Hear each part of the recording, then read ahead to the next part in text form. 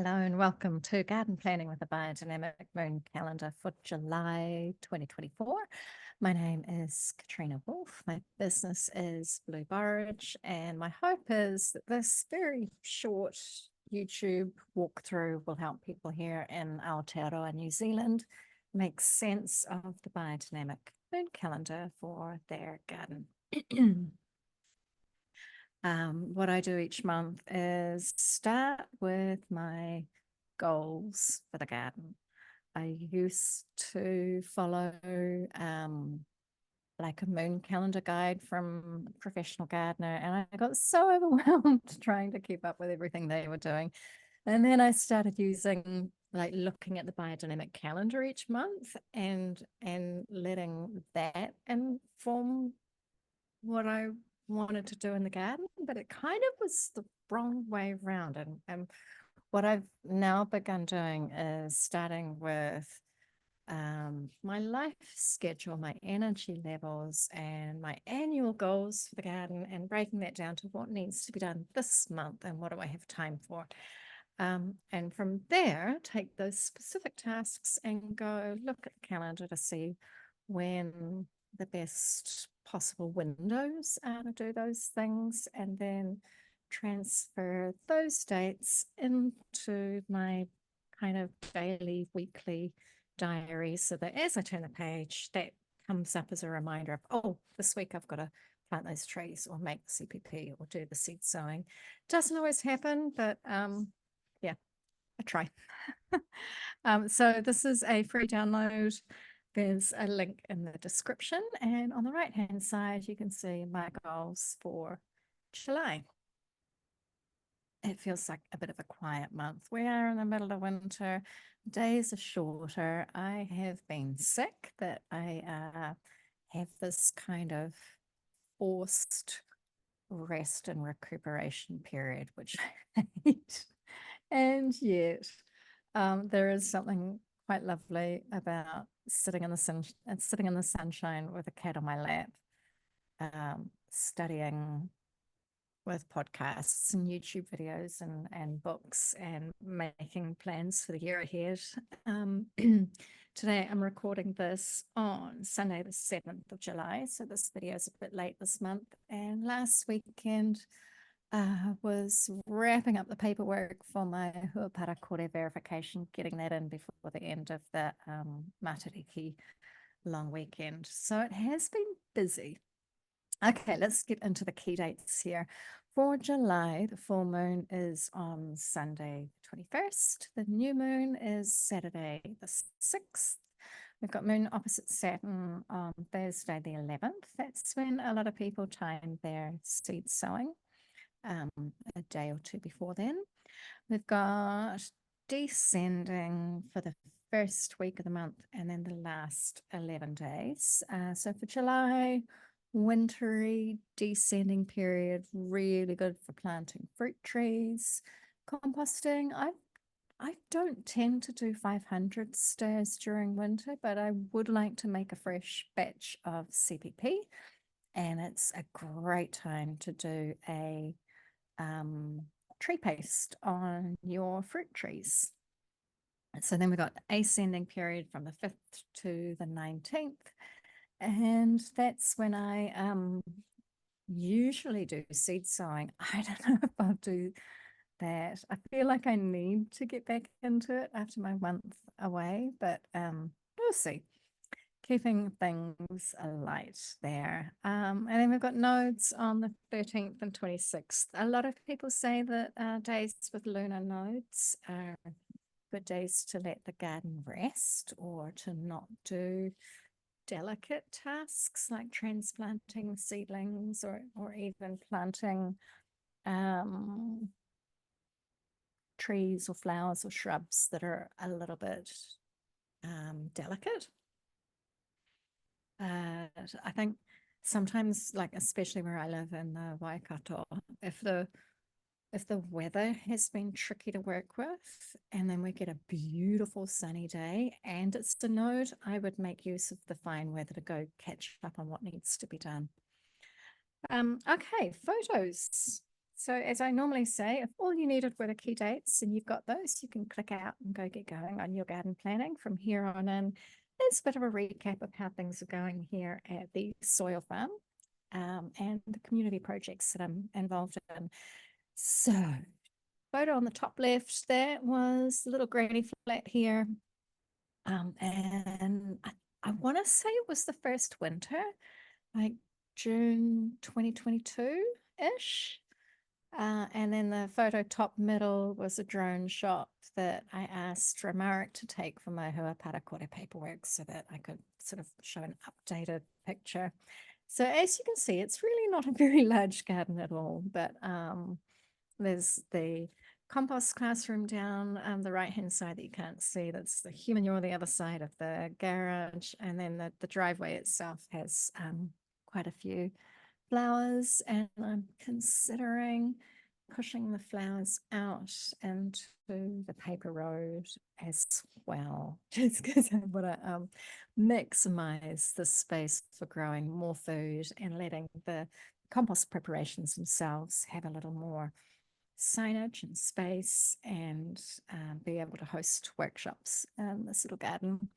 Pictures at the bottom. On the left, that was the museum garden, the pollinator garden behind the museum in the middle of Tuakau along the railway line. And on the right, that was the hot compost pile we made last Thursday.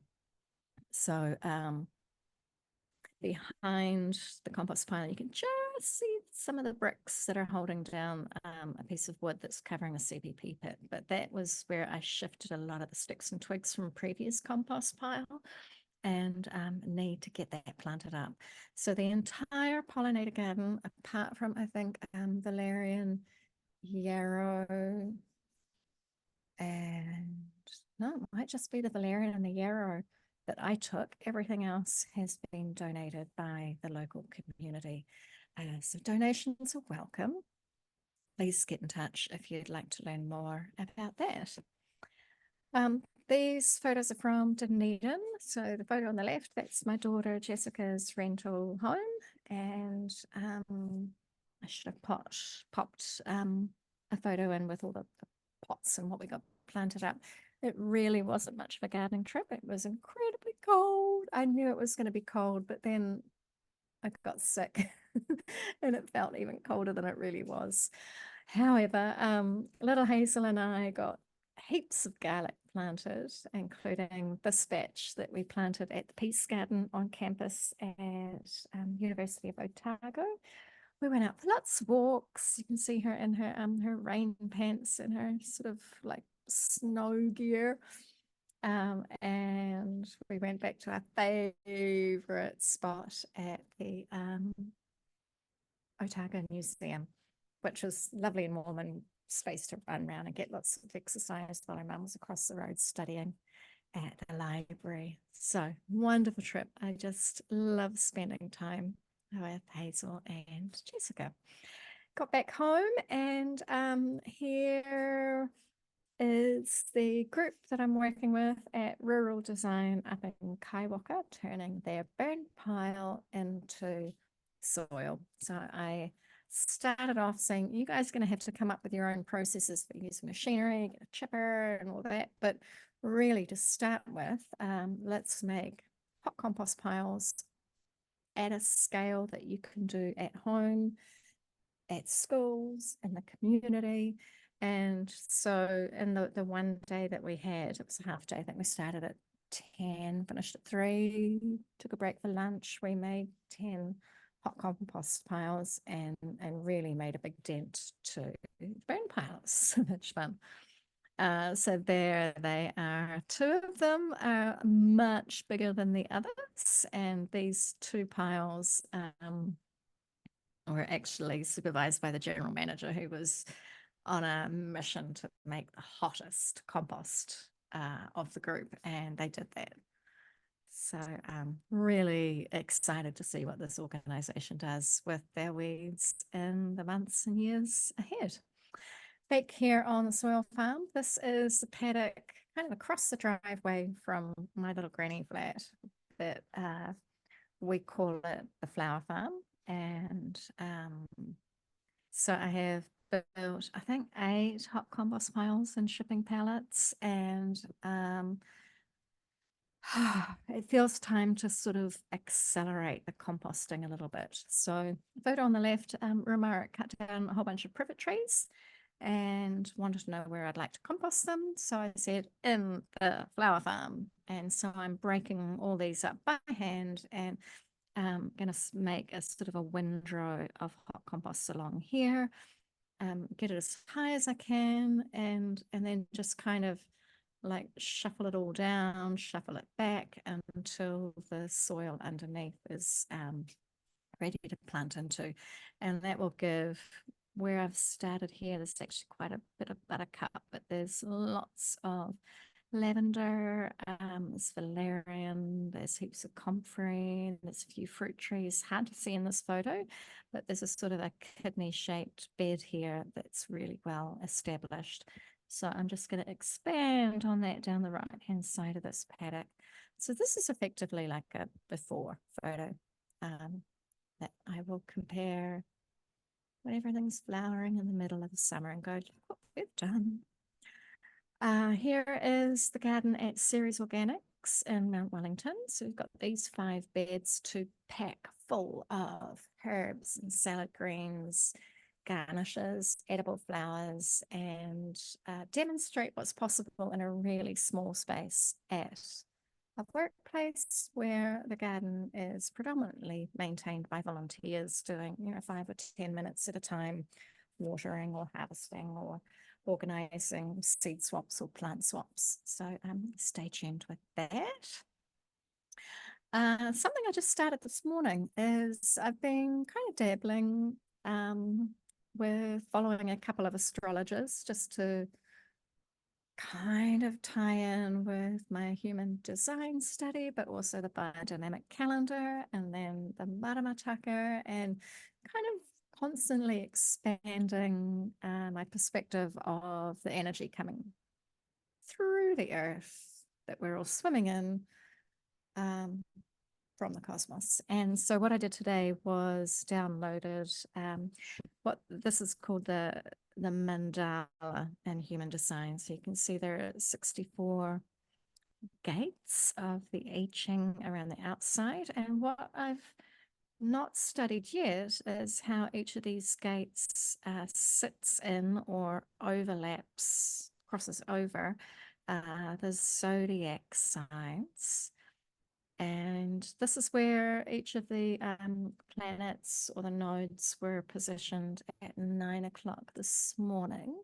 And this chart in the middle is what I would normally look at with human design, where the planets are positioned over their gates, and where 2 gates join up, that forms channels that define centers. And I can read these charts really quickly and easily for purpose of analysis. So I did a year of professional training to become a human design analyst, but it was during the pandemic and I had to hit pause to come back to Blue Borage, especially once I started the multiple house moves. So anyway, picking that up on a sort of a hobby level. And so you'll see this sort of chart and the analysis of what's going on every now and then when I feel like sharing it. So at the moment, this is a symbol for the sun. So being a new moon, the sun and moon are together in Cancer. The sun this morning is gate 53, line 1, and the moon has shuffled along since the new moon yesterday. It's now in gate 62. So the moon travels right around the 64 gates in the space of, I think it's 29 days. Anyway, enough on that. What else have we got here? Goals for the month ahead. Here at the soil farm, composting in the flower farm, paddock, planting fruit trees. I do want to get a mandarin and a plum. Make CPP, and big goal here is to prepare for visitors. And this feels like it fits with the sort of Cancer season that we're in of making our home environment sort of nurturing, stable, safe, secure, that yeah, I really want to create a welcoming environment. So my first visitors, I think we haven't locked in the date, but Ceres Organics will bring their gardeners out to dig up some of my biodynamic preparations. So the goal with Ceres for the month is to plant up those garden beds, and I've booked a room for the Tamaki Makaurau Composters Network to have our annual planning meeting at Ceres. So I'm bringing my composting colleagues into Ceres, that I really want to have the garden looking full. The French cafe garden that I work on, it's still cold and the weather's unpredictable, but I'd like to explore using that as a meeting point, even for customers to come and buy seedlings and herbs, stir CPP and take a bottle home, that sort of thing. Down in Dunedin, Hazel's Garden, I want to go back for another trip, and I'm ready to plan something for spring. I would like to go down before it's exam season. Like, exam season is so stressful. So I'm reaching out to lots of people in and around Dunedin to offer my consulting services, including Otago University and Dunedin City Council, and really curious about what quote unquote Jessica friendly composting might look like, given that she's not a gardener and doesn't like handling food scraps whatsoever. Yeah, I think there's a need to have more transparent sustainability practices on university campuses, and yeah, I'd like to help Otago University with that. Back at the museum, carry on composting, carry on sharing the magazine article, Native Tree Nursery in Kaiwaka, carry on with the winter project. So July, we are focusing on worm farming for their kitchen lunch scraps, tea bags, coffee grounds. I haven't seen their vegetable garden. They've got a workplace edible garden. And I think we're also making a CPP pit and going to sort of dive into holistic weed management, and I'll share some of the practices to work with weeds in a peaceful way that stops them taking over but doesn't use any chemicals.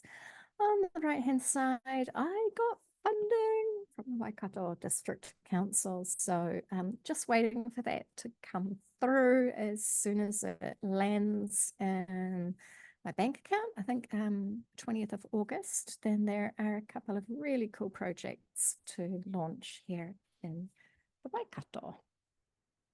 So, oh, I should say July at the top of the page there. Apologies. Plans for the month ahead. Get soil farm visitor prepped for August. Record videos of all the worm farming projects that or options that I have in use here, and plant a couple of fruit trees. Then we're going to make CPP. Source chamomile seeds. I didn't get compost preparation 503 made through autumn. Really disappointed, but it is what it is. So the next step to actually getting that happening this year is to get the seeds and get some chamomile growing. Focus on worm farming. So that is for the Native Tree Nursery, for the online course, and for Ceres Organics, as well as the university. And carry on composting the green waste in the flower farms. So over in the calendar, first week, which is now finished. This is actually the theme for the whole month, to get lots of photos and videos of worm farming. This week, 8th, 9th, 10th, 11th is sort of seed sowing. If I feel like I'm going to have the energy to look after them in the cold weather.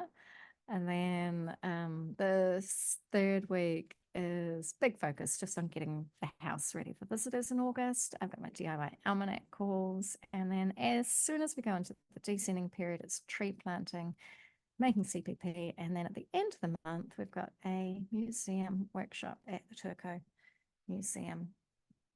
So that is July here. at Blue Borage. Now, if you would like help planning your tasks, whether that's for a month, a season, or for a whole year, then please feel free to reach out. I offer remote compost coaching, garden coaching, and how it usually works is people book either a week or a month, and we set up a Google Doc. We have Zoom calls. I quite like using Voxer for voice messaging back and forth, but we find a way that works for you and your communication style. So have a wonderful month and see you next time.